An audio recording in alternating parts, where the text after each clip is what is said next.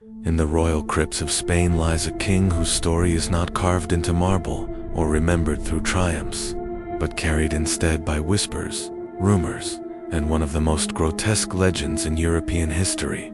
Ferdinand VII, born in 1784 to King Charles IV and Queen Maria Luisa of Parma, entered a world already drenched in intrigue, humiliation, and decay. His father was indecisive and weak, his mother infamous for scandal, and the court was dominated by Manuel de Godoy, the Queen's favorite, whose influence made Charles appear more like a puppet than a monarch.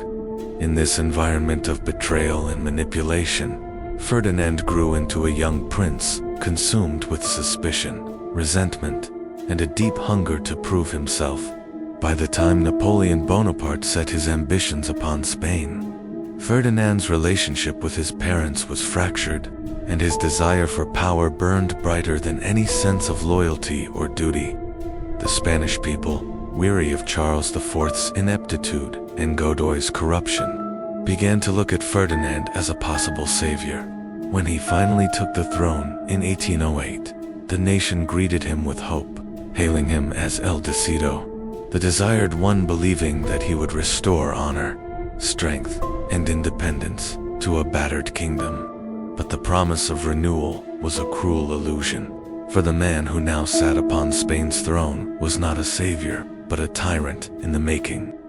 His spirit warped by paranoia, his character molded by humiliation, and his rule destined to turn into one of repression, cruelty, and fear. Almost immediately, Ferdinand showed his true nature. Where others saw the possibility of reform, he clung obsessively to absolutism. The belief that kings ruled by divine right, accountable only to God and never to their subjects. In an age where liberal thought, constitutional government, and freedom of the press were slowly reshaping Europe, Ferdinand became the embodiment of reactionary resistance. He despised democracy, loathed intellectuals, and viewed even the smallest spark of dissent as a mortal threat to his throne.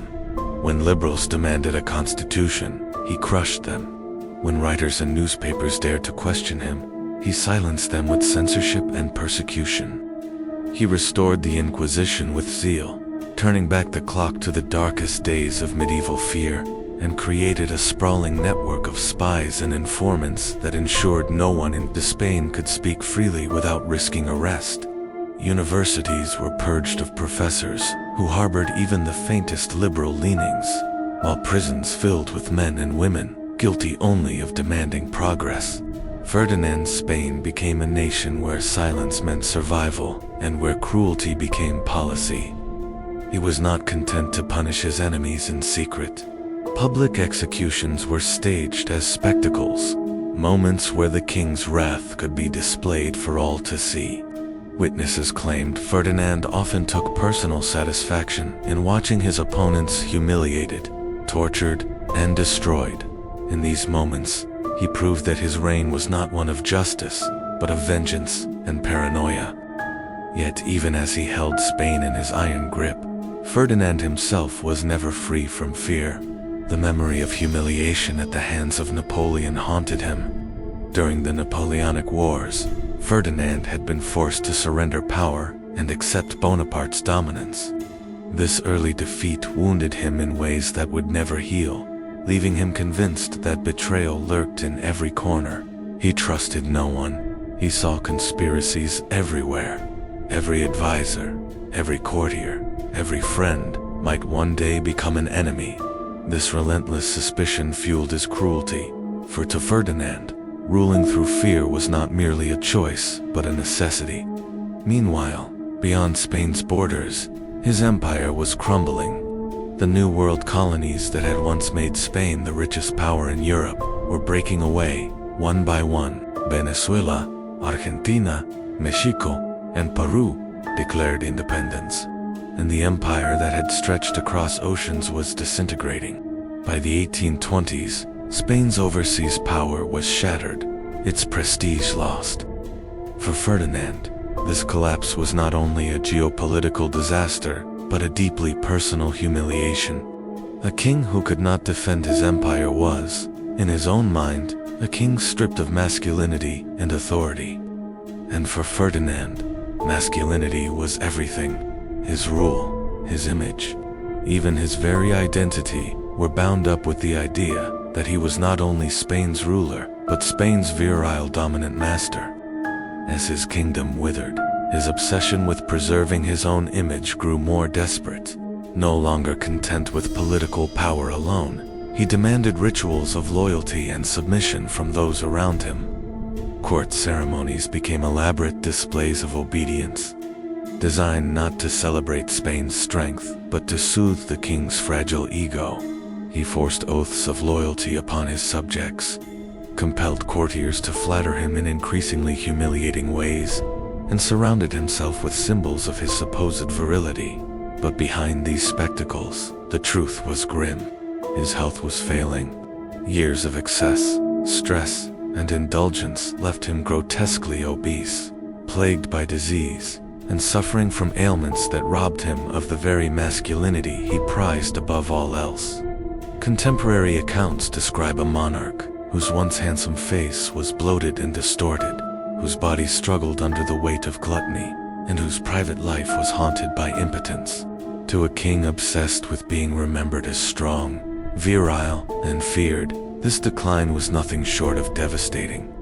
Instead of facing his limitations with dignity, Ferdinand responded with denial and desperation.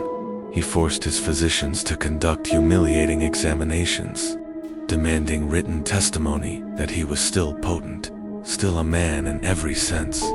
He commissioned portraits that exaggerated his physical strength, demanded reassurance from his doctors and courtiers, and spent hours examining himself in mirrors, searching for signs that he remained the man he once claimed to be. His palace, once the seat of an empire, became the stage for a tragic performance of insecurity and obsession. The more his body failed, the more rituals he invented to prove his authority. The more Spain fell apart, the more he clung to fantasies of his masculinity. The king who had once commanded armies and ruled an empire was reduced to demanding that those around him acknowledge his virility, even when reality made the claim absurd. In this contradiction between the image he desperately tried to project and the reality of his failing health lay the seeds of the grotesque legend that would follow him to his grave. For Ferdinand VII, the man once called the Desired One, was slowly transforming into something else entirely. Not the savior of Spain, but its tyrant, its tormentor, and eventually, its most humiliated monarch. If Ferdinand VII's reign had been defined by paranoia, cruelty, and humiliation, then his death in 1833 opened a new chapter that was in many ways even stranger, for his corpse would become the centerpiece of one of the most macabre stories ever told about a European monarch. By the time Ferdinand drew his final breath, Spain was exhausted. The empire was gone, the treasury was broken, the people were divided, and the king's reputation had sunk into the mud. Yet even in death, Ferdinand could not escape the obsessions that had haunted his life: authority, masculinity, and the desperate illusion of control.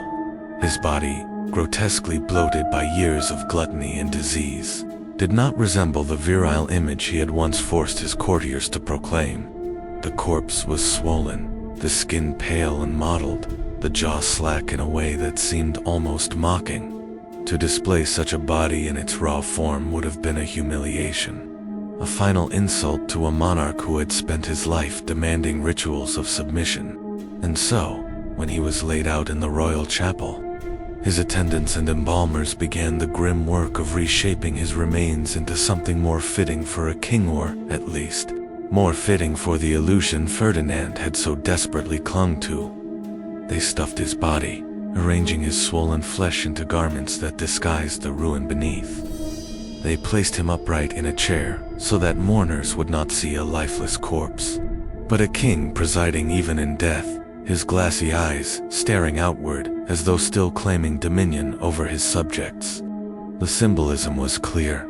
Ferdinand was not to be remembered as weak, diseased, or humiliated, but as a ruler, unyielding, present, still demanding reverence.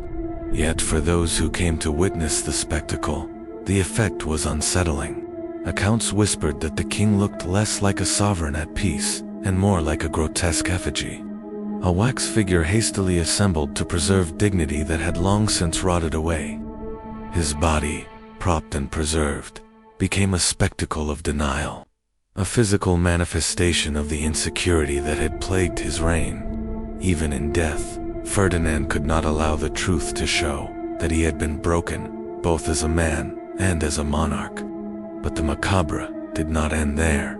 His funeral rites, designed to honor him with the grandeur of centuries-old Spanish tradition, instead carried the air of parody.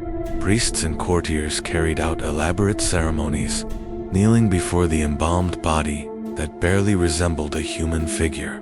The people, some grieving, others secretly rejoicing, filed past to look upon a king who had demanded their obedience in life and seemed to demand it still in death. For liberals and republicans, the sight was grotesque irony, a tyrant, reduced to a lifeless puppet, yet still staged as though he commanded fear. For the faithful monarchists, it was a tragedy they dared not speak aloud, for their king looked less like a father of the nation and more like a waxen idol from which the soul had long departed.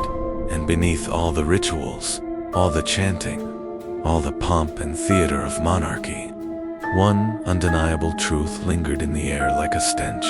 Ferdinand VII had left Spain weaker than he found it. His body might have been propped upright to disguise weakness, but the empire he left behind could not be disguised. Spain was fractured, its colonies gone, its politics torn apart by the question of succession. For Ferdinand's death unleashed a storm that would soon plunge the nation into civil war.